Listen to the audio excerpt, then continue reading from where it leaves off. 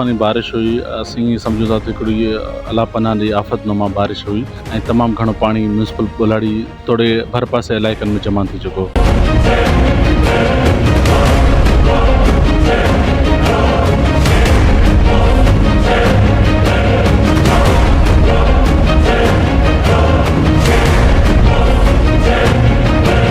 असांजो MNA साईं सिकंदर खान साहब, असांजो MPA साईं मलिक सिकंदर खान साहब, डिप्टी कमिश्नर साहब ऐं असांजो चेयरमैन फ़कीरदास खोसो मुसलसल असीं हिते उनजे हुकुम ते असीं ऑन द ग्राउंड आहियूं।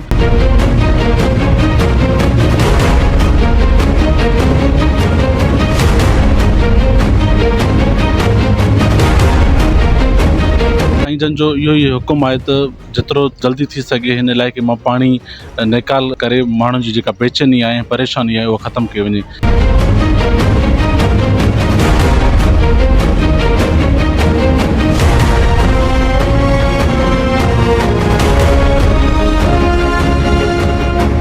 अदा जीअं तव्हां ॾिठो त कल्ह इंतिहाई बारिश हुई ऐं तूफ़ानी बारिश हुई ऐं हिकिड़ी आफ़त असीं सम्झूं त उन खां ही खच कोन हुई, पर जीअं बारिश जो सिलसिलो थमियो आहे असीं ऑन द ग्राउंड आहियूं ऐं मलिक असद सिकंदर खान ऐं साईं सिकंदर खान असां सां बिल्कुलु कंटिन्यूस राब्ते में आहिनि। डिप्टी कमिश्नर जामशोरो उहो बि असां सां मुसलसल राब्ते में आहे ऐं ताउन में आहे। असांखे PDM जी जेका वॾी मशीन आहे उहा असांखे प्रोवाइड कई वई आहे। सुबुह 4 बजे खां इहा लॻल आहे ऐं इंशाअल्लाह ताला चेयरमैन फ़कीरदास खोसो, साईं सिकंदर खान ऐं मलिक असद सिकंदर खान असां सां राब्ते में आहिनि ऐं उन्हनि जो इहो ई हुकुम आहे त ऑन द ग्राउंड 24 कलाक हिते बीह करे निकाले जो अमल जारी रहे। तव्हां ॾिठो हूंदो त बनिस्बत पोयनि सालनि जे हिन साल बहितरनि खे कयूं था, छाजे करे इलाही तरक़ियाती कम थिया आहिनि मलिक सिकंदर खान जे अचण खां पोइ। हीअ तव्हां जंहिं गली में जंहिं वार्ड में असीं बीठा आहियूं, वार्ड नंबर 10 आहे, हिते जेको आम रवाजी माण्हू ॿुधाइनि था त हिते 20 खां 25 ॾींहं पाणी बीठो हूंदो। ॾिसो, सभ खां पहिरीं थी असांजो फ़र्ज़ु आहे ऐं असीं कोशिशि कंदासीं पंहिंजे फ़र्ज़ु अदा कयूं, उनखे क़ज़ा करण जी असीं कॾहिं न असीं चाहियो आहे न इंशाअल्लाह असीं कंदासीं। ऐं साईं सिकंदर खान नौजवान आहे ऐं हुननि जे हुकुम तहत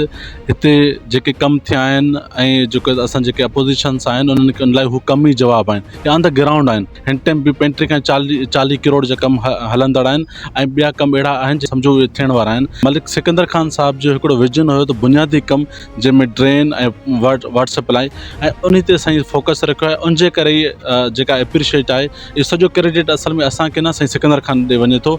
असीं त सम्झो त उनजा हिकिड़ा अदना सां कारकुन आहियूं, वर्कर आहियूं जेका ऑन द ग्राउंड आहियूं। साईं ॾिसो, तव्हां पाण खे ख़बर आहे त वार्ड नंबर जेको 9 आहे उहो कच्ची आबादी ते मुश्तमिल हिकिड़ो इलाइक़ो आहे, पर मलिक सिकंदर खान जो इहो ई हिकिड़ो विजन आहे त उनजी प्रायोरिटी आहे त जेके कच्ची आबादी जा इलाइक़ा आहिनि उन्हनि खे वधि खां वधि फैसिलिटीज़ कयां।